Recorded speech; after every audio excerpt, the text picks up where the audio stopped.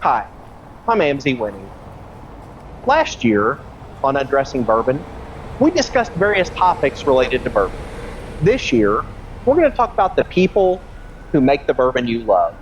Today, we're here at Peerless Distillery in Louisville, Kentucky, to meet John Wadell, the taster, blender, and single barrel curator. Come on in.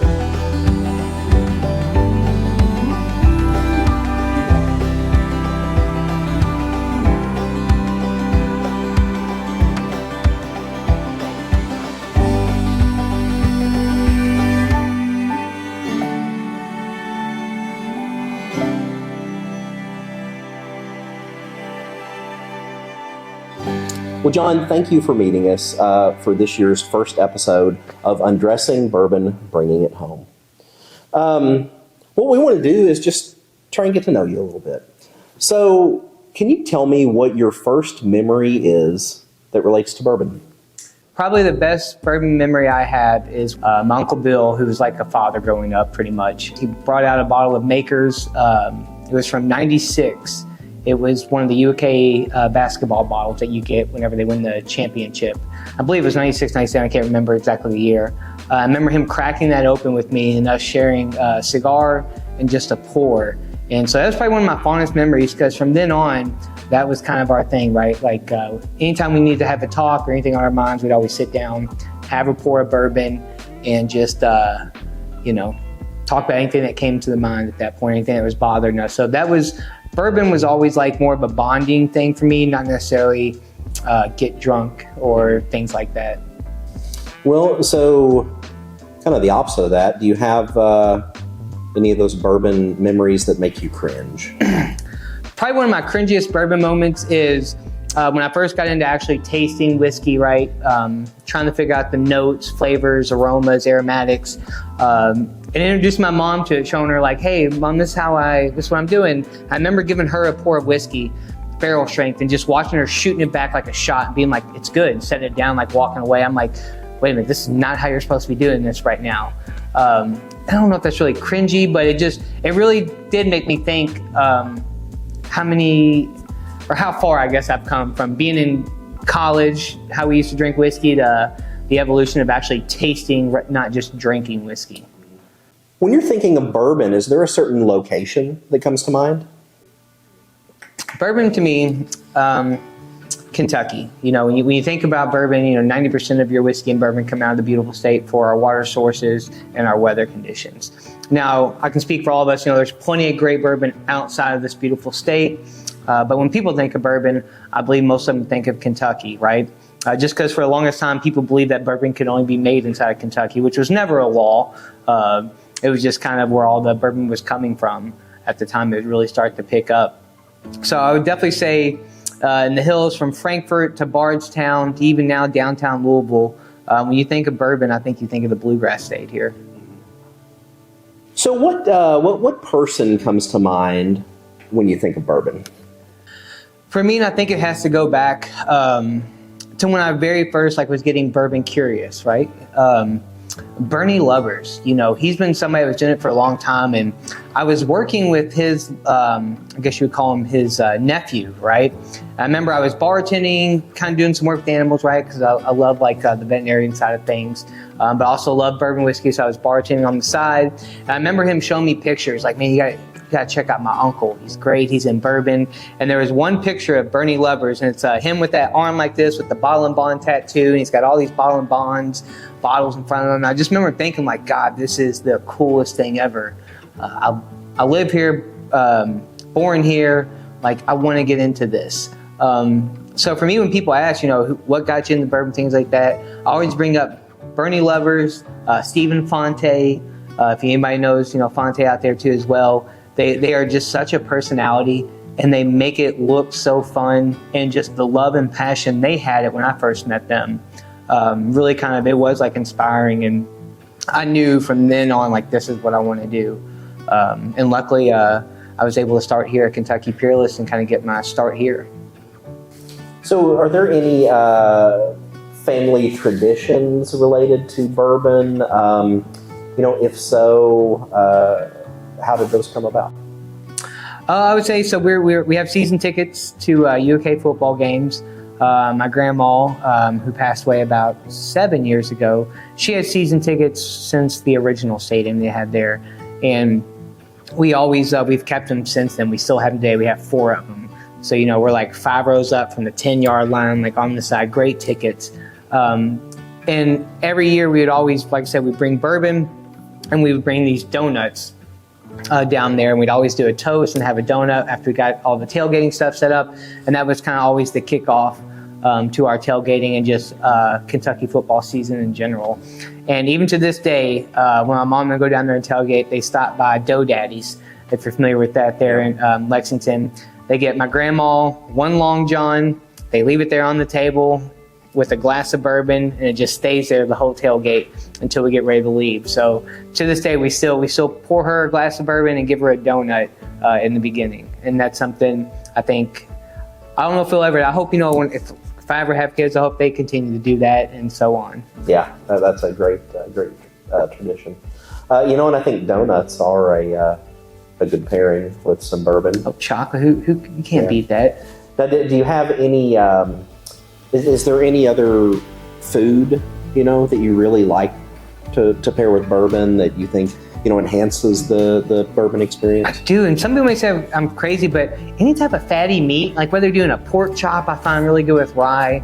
Steak is amazing with bourbon. Just anything with a little bit of grease to it as well, I think does wonders with your bourbon. It's almost like adding, so some people chill filter, and it's like adding a little bit of that chill filtration back into it in a way, if that makes sense, right? Get those good oils and stuff in there. So I do enjoy a lot of meat paired with bourbon.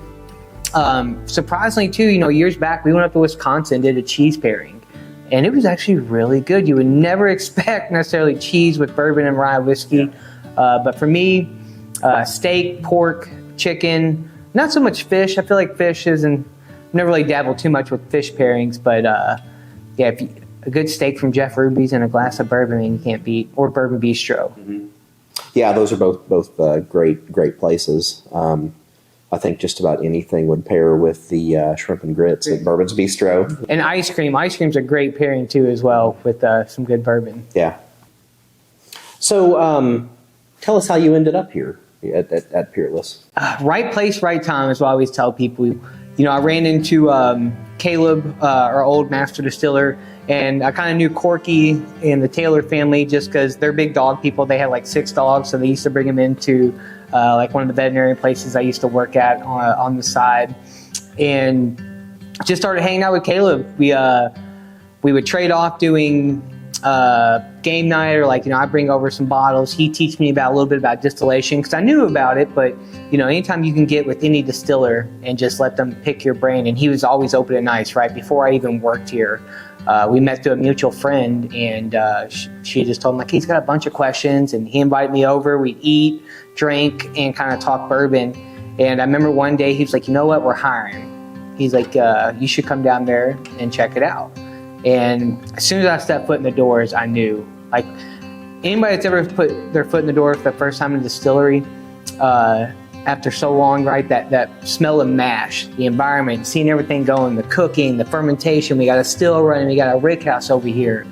And it was like a Disneyland for grown-ups. I was just so fascinated, and honestly just kind of disappointed that I waited this long to try to get my foot in the door somewhere.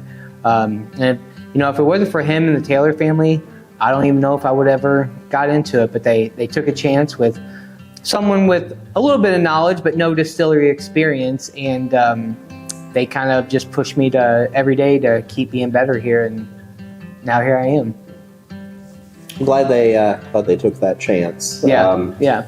I think in so many professions, you see people that's all they've ever done, and when you have someone that comes from a different background, I think they can bring a different perspective, and that can really contribute to what makes a place unique. We're very lucky living, in sort of the epicenter of bourbon distilling here in Kentucky. I agree. It's about the people, and some people that live far away don't necessarily get to experience that, but we met through mutual friends and have become friends, and And I agree that the best part of this industry is the people and the relationships that you build here. John, what do you think it is that sets you apart from other people in the industry? So I wouldn't say this necessarily sets me apart from anyone, but I want to say I think one thing that makes Kentucky Peerless different is just the fact that everything we do is from a quality purpose. Quality over quantity is our main goal here. We're never going to make the most, but we want to use the absolute best. So we do things a little bit differently. We use a strictly sweet mash, barrel strength, non-chill filtration, and there's only about 30 of us that work here. And I say the great thing about the Taylors and just the Peerless family you have here is they let you be yourself. You don't have to, put on a show or fake anything for everyone here. They really do want to see you flourish, and they don't want to necessarily see you censor yourself. But obviously, you gotta stick to some guidelines when you're doing it. But I will say that the great thing about them is they've always said, be yourself. We're a team here. There's no one person here that calls all the shots. Like we take everyone's opinion into matter, and we really do listen to everyone here, because we do realize that from marketing to production to giving tours, it takes a whole group effort when there's only 30 of you here at the distillery. So I want to say more and less that's what separates Peerless, I feel like, from everyone else, is just the fact of the family atmosphere and just the attention to detail and the quality that we put out here. When you're ready to sit down, end of the day, end of the week, end of the month, whenever, kind of reflect on life, relax with a glass of bourbon, is there a certain time, place, ritual you have for that type of experience? For me, it's sitting on my back deck with a glass of bourbon, whether it's watching the sunset or just taking in the sounds around you. To me, that's the biggest peace and tranquility, I think. It's just enjoying the fruits of labor of your day, what you got accomplished that day. It's that evening pour, whether you're celebrating or whether you had a hard day, rough day, it's kind of that reminder like, hey, you made it. It wasn't so bad. You got through it. Or, to realize how good you have it sometimes. Yeah. John, thank you so much for meeting with us today on this episode of Undressing Bourbon, Bringing It Home. And thank you for joining us. I hope you have all enjoyed this time today, getting to know John a little bit better. And on behalf of myself, everyone at the Undressing Bourbon crew, and everyone at Bourbon on the Banks Festival, cheers, and thanks for joining us.